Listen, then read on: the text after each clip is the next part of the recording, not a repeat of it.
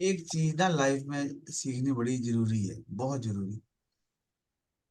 ये जैसे अगर कोई गलत क्वेश्चन पूछता है या गलत जवाब देता है, ठीक है।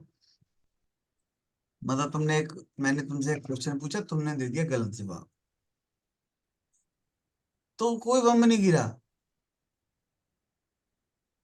कहीं पंगा नहीं हुआ, कोई ऐसा नहीं हुआ क्या कि ना जी हमारी बड़ी इज्जत के झंडे झूल रहे थे वो नीचे आ गए। अगर मैंने कुछ बोल भी दिया, मान लो हमारे कोई झंडे तो लगे नहीं हुए जो नीचे आ गए मेरे बोलने से, या है ना, या किसी के भी बोलने से, या तुम भी मुझे अगर कुछ बोल देते हो तो कोई बम नहीं गिर रहा है ना।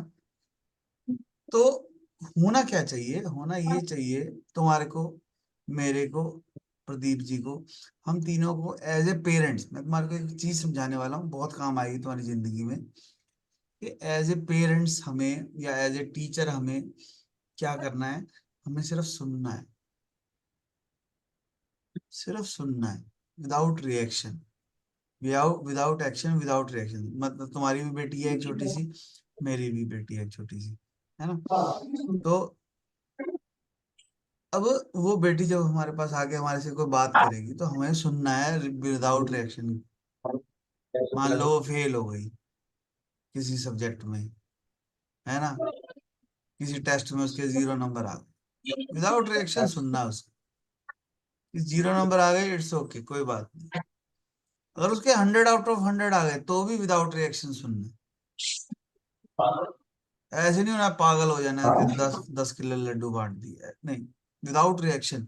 उसको ये समझ में आनी चाहिए कि विदाउट रिएक्शन है ये जिस दिन रिएक्शन देगा उस दिन कुछ अलग हुआ है, ठीक है। और आपको उसको ये कॉन्फिडेंस देना है कि मैं तेरी बात सुनता हूँ, मेरे इमोशन मेरे कंट्रोल में है। तू आके मुझे कोई भी बात बोल, मैं सह जाऊंगा। मतलब मैं गुस्सा नहीं होऊंगा, मैं तेरे को थप्पड़ नहीं मारूंगा, मैं तेरे को, है ना, परेशान नहीं करूंगा, मैं खुद परेशान नहीं होऊंगा। कई बार क्या होता है, बच्चे क्या करते हैं, आपको एक बात नहीं बताते, क्यों? क्योंकि पेरेंट्स ना परेशान हो जाए। ठीक है, अभी तो आपकी बेटी छोटी है, मेरी भी छोटी है। अभी अगर उसके किसी टेस्ट में 0 नंबर आएंगे तो ये हो सकता है वो आपको बता दे, क्योंकि उसको फीलिंग्स नहीं है इतनी ज्यादा, है ना। तो जब वो थोड़ी सी बड़ी हो जाएगी, जब 8th 9th 10th में हो जाएगी, तब काम आएगी ये बात, कि अगर उसके कोई नंबर कम भी आ रहे हैं तो आपको रिएक्शन नहीं देना, नहीं तो वो आपको बताना बंद कर देगी कि पापा परेशान हो जाते हैं तो मैं बताती ही नहीं, छोड़ो, पापा की तबीयत खराब हो जाती है इसलिए मैं बताती ही नहीं, है ना। या उसको खुद को डर लग गया, भाई पापा थप्पड़ मार देंगे, मैं बताती ही नहीं। तो इसलिए आपको एज ए पेरेंट्स क्या करना चाहिए वो समझाने की कोशिश कर रहा हूँ मैं एक लाइन में, कि आपको सुनना है विदाउट रिएक्शन। ना आपको उसको डांटना है, ना आपको उसको मारना है, ना आपको खुद को परेशान करना है।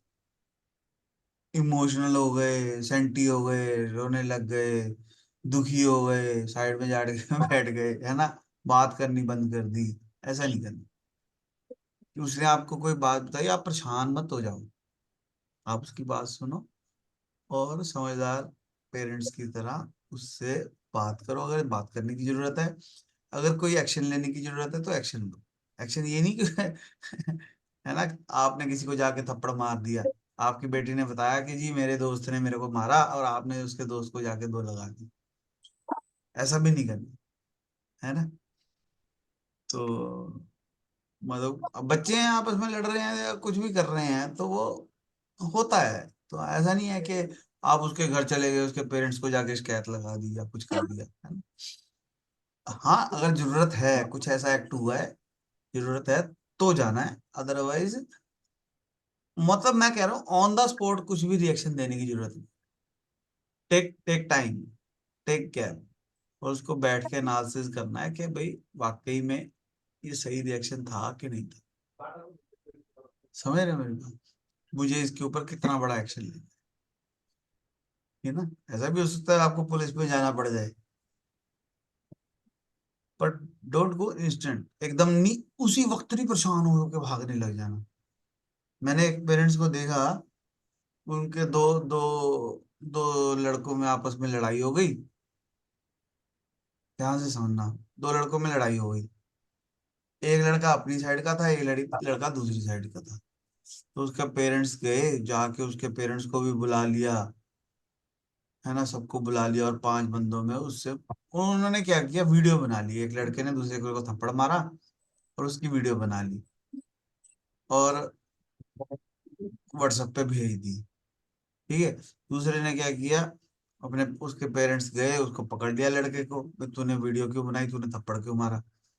पहले तो उसको थप्पड़ थप्पड़ मारे, फिर उसके पेरेंट्स को बुला लिया, फिर उसको माफी मंगवाई और फिर वीडियो बनवाई, बनाई उसकी। तो इससे क्या इफेक्ट हुआ, जिस लड़के को थप्पड़ पड़े पहले, उसके लिए भी काम खराब हो गया, जिसको बाद में पड़े उसके लिए भी काम खराब हो गया। दोनों ही बदतमीज हो गए। अगले को, दोनों को पता लग गया कि क्या करते हो। दोनों को एक्शन रिएक्शन दोनों पता लग गए। तो मेरे ख्याल से तो पहले वाला तो गलत था ही था, दूसरे वाला उससे ज्यादा गलत था। पहले वाले ने ये हो सकता है बचपने में मारी हो, बचपने में जो एक्ट किए हो, बचपने में सारा कुछ किया हो, पर दूसरे वाले ने क्राइम किया जान के, सोच समझ के। दूसरे वाले का तो क्राइम बनता है। समझ रहे हो मेरी बात, क्योंकि वो एक्शन सोच समझ के किया गया है। हम जाएंगे, जाके मारेंगे, वीडियो बनाएंगे, माफी मंगवाएंगे, तो वो गलत है। तो बच्चा के ऊपर क्या इफेक्ट होगा, अब मुझे कोई कुछ नहीं कह सकता, मैं ये तो पापा बड़े खतरनाक हैं, वो तो ऐसे कर देते हैं, फिर चक देते हैं। वो वो गलत काम करेगा फिर। ठीक है ना, ये भी हो सकता है उल्टा इफेक्ट पड़ जाए बच्चे पे, वही नहीं नहीं नहीं, ये तो बहुत ज्यादा, इतनी सी बात थी, थप्पड़ी तो मारा था, वो उन्होंने इस बात को इतना बड़ा कर दिया। है ना? वो अगली बार बताएगा ही नहीं, उसको थप्पड़ पड़ेंगे तो। ठीक है कि नहीं, घर में आके बताएगा कि नहीं, वो कहेगा चुप ही रहो यार, क्यों पंगा डालना है।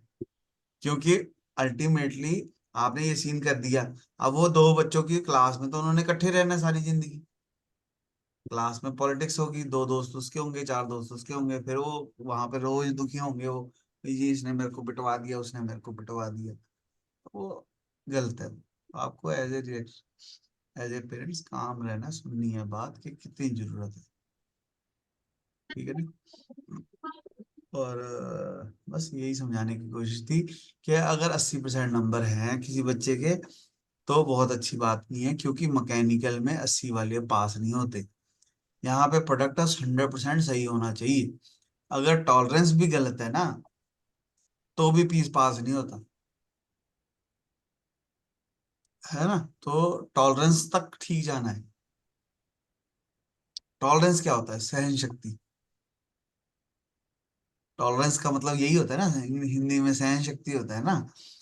ये मेरा अंगूठा है, इसकी मिनिमम टॉलरेंस कितनी है, मैक्सिमम टॉलरेंस कितनी है, यही है ना, सहन शक्ति है ना, उस जहां तक जा हाँ सकता सर। है। तो ये हाँ मिनिमम एग्री सर। ज्यादा है, मैक्सिमम कम है ना, पीछे कम ज्यादा है, आगे ज्यादा जाता है, तो कम, माइनस वाली कम है, प्लस वाली ज्यादा है ना, तो यही टॉलरेंस है। तो हमारे को समझना है कि टॉलरेंस क्या है, और मेरे को उस टॉलरेंस के हिसाब से काम करना है। ठीक। तो समझाना मैं ये चाह रहा था कि अगर किसी बच्चे के 40% नंबर आ रहे हैं किसी सब्जेक्ट में, किसी सब्जेक्ट में 80 नंबर आ रहे हैं, तो आपको 80 पे काम करना है, 40 वाले पे काम नहीं करना। 40 वाला इम्प्रूव होके मैक्सिमम 50 हो जाएगा, 60 हो जाएगा। 80 वाला इम्प्रूव होके 100% होने के बहुत सारे चांस है ना। तो आपको, जो सारे कहते हैं ना अपने बच्चों की वो पहचानो, स्किल पहचानो, क्या अच्छा चीज करता है वो पहचानो, वो इसीलिए कहते हैं। ठीक है। तो वीडियो अच्छी लगे तो लाइक करना है, चैनल को सब्सक्राइब करना है, सबके साथ शेयर करना है, और सहन शक्ति लानी है अपने अंदर बहुत सारी, सुन लेना है, सब कुछ सुन लेना है, अंदर ले जाना है। ठीक है ना? और कमेंट करना है जो भी आपके दिमाग में आ रहा है, जो भी आपके रिएक्शन में आ रहा है। ठीक है। बाकी फिर मास्टर गेम सीखना बहुत आसान है, बंदा बढ़िया बनना मुश्किल काम है। ठीक है, पहले बंदा बढ़िया होगा तभी मास्टर गेम सिखाया जाएगा। ठीक है। तो बाकी की बातें करेंगे कल। ठीक है। क्लास में थोड़ा सा पंगा हो गया, पर चलो कोई बात नहीं, ये भी इम्पोर्टेंट है ना। अब बढ़िया बंदा नहीं होगा तो क्लास का कोई फायदा नहीं होता। मास्टर